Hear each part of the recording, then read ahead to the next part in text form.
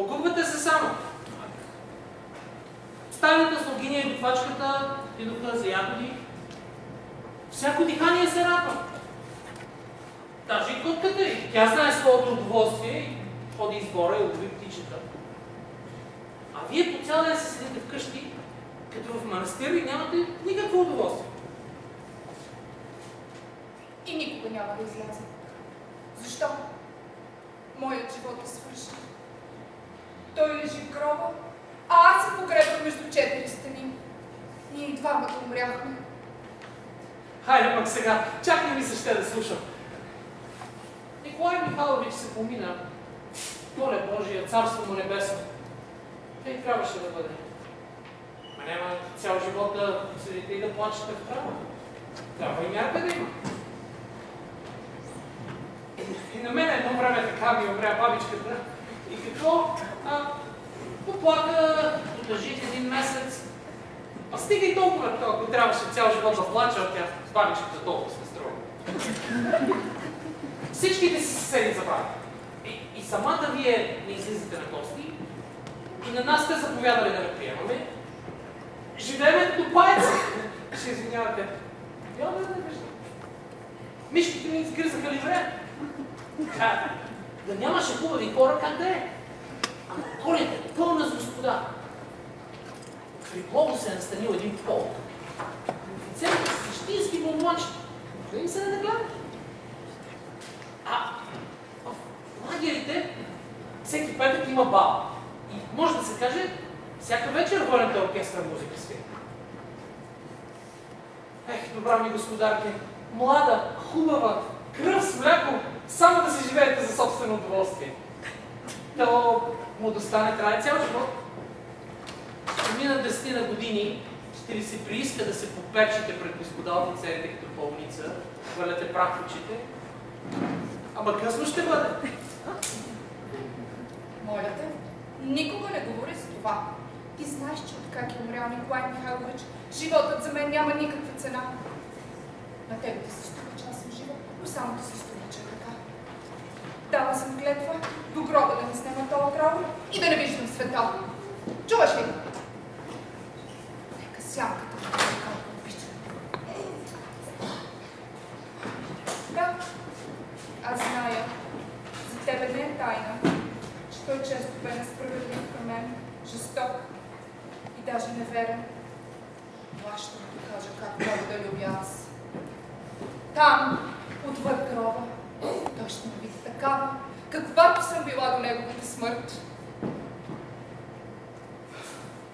Наместо да говорите тия думи, по-добре да бяхте излезли да се поразходите из градината или да заповядате да впрегнем Тоби или Великан.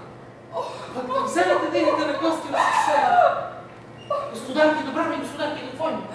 Той толкова обичаше Тоби. Той винаги яздеше него, когато отиваше у Бурчаги или у Басови. Как чудесно го управляваше. Колко грация имаше в неговата фигура, когато все си ви опълчи устата. Помниш ли? Тоби! Тоби! Кажи днес да му дадат още една крайновес. Слушам. Какво е това? Кажи, че не прия никого. Слушам. Ти ще видиш, Николай, как мога да любя и да прощавам аз.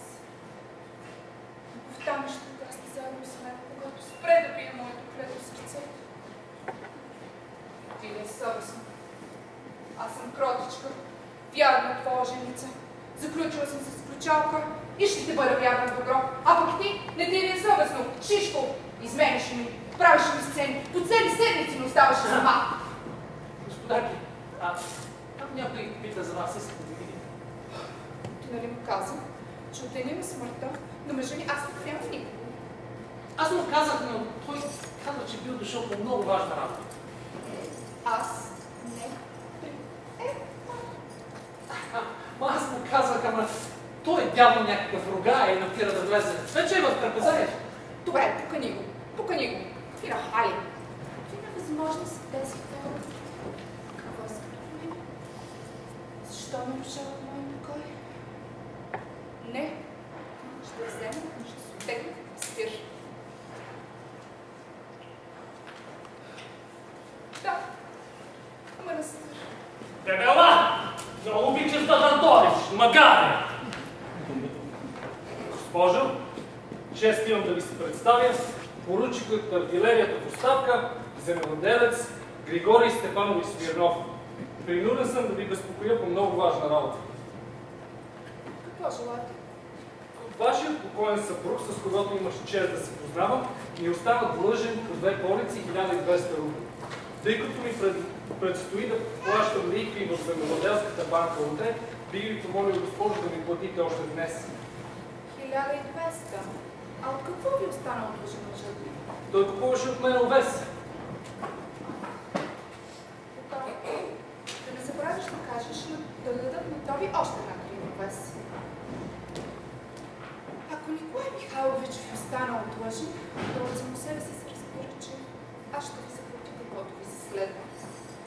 Но извинете, моля ви се, аз днес нямам свободни пари. В други ден ще се върна управител на хотелта и ще му заповядам да ме заплати. За сега не мога да изпълня вашето желание. При това, днес се навършва тъкмо 7 месеца от смъртта на моя мъж. И аз в момента съм в такова настроение, че хич не съм разположена да се занимавам с отрични работи. А пък аз съм в момента в такова настроение, че ако не си изплатя лихвите, ще трябва да се обеся. Ще ми пишат в стопанството. И в други ден ще получите парите си. Пари ми трябва не в други ден, а днес. Извинете, аз не мога да ви платя. Значи вие не можете да ми платите, така ли? Не мога. Това ли е последната дума? Да, последно. Последно, окончателно. Окончателно. Най-покорно ви благодаря. Ще си го запишем. И още искат от мене да съм хладнокръвен и да не се вълнувам. Ония ден ме среща на пътя акцизния и ме пита: защо вие все се сърдите, Григорий Степанович? Еми, моля ви се, как да не се сърдя? До смърт ми трябват пари. Излязъл съм вчера сутринта на разсъмване. Обиколих всичките си длъжници и поне един да си беше платил. Измъчих се като куче. С това дявол знае къде, в една еврейска кръчма до едно буре с ракия. Най-накрая пристигам тук, на 100 км от дома, очаквам да получа, а не гощавам с настроение. Еми как да не се сърдя? Аз струва ми се ясно казах. В други ден ще се върна. Правите ли? Тогава ще получите. Аз съм дошъл при вас, а не при вашия управител. За какъв дявол, извинете за израза, ми е притрябвал вашия управител? Извинете, уважаеми господин, но аз не съм привикнала на такива странни изрази и на такъв тон. Аз не ви слушам повече.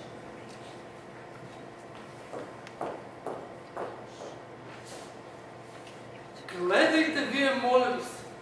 Настроение. Мъж е умрял преди 7 месеца. Ами аз трябва ли да плащам лихви или не? Питам ви, трябва ли да плащам лихви или не? Е хубаво, мъж ви умрял. Имате настроение и разни други фокуси. Ами аз какво ще заповядате да направя? Да отлетя с балон от кредиторите си или какво? И да се изсия, па да си бухна главата от стената. Пристигам у Грузда. Няма. Ярошевиц се скрил. С Корицин се скарахме до смъртие. Това не го изхвърлих през прозореца. Мазутов има холера. Тая път, моля ви се, настроение. Ни един вагабонт им не плаща. И всичко от това, че много съм ги разглезил аз. Много съм ги разгалил. Че съм сополаенко парцал. Баба съм аз.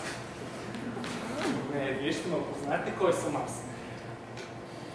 Аз няма да позволя да се подиграват с мен. Ще стърча тук, докато тя не ми заплати. Ах, колко съм бесен днес, колко съм бесен. От бяс пръстците ми започват гърчове. Ах, колко съм бесен. Ей, вода! Какво желая? Дали пиво, кваси ли вода? Не, каква логика? На човек му трябва до смърт пари и да му да се обеси, а тя не плаща, защото знаете, не била разположена да се занимава с парични въпроси. Същинска женска логика.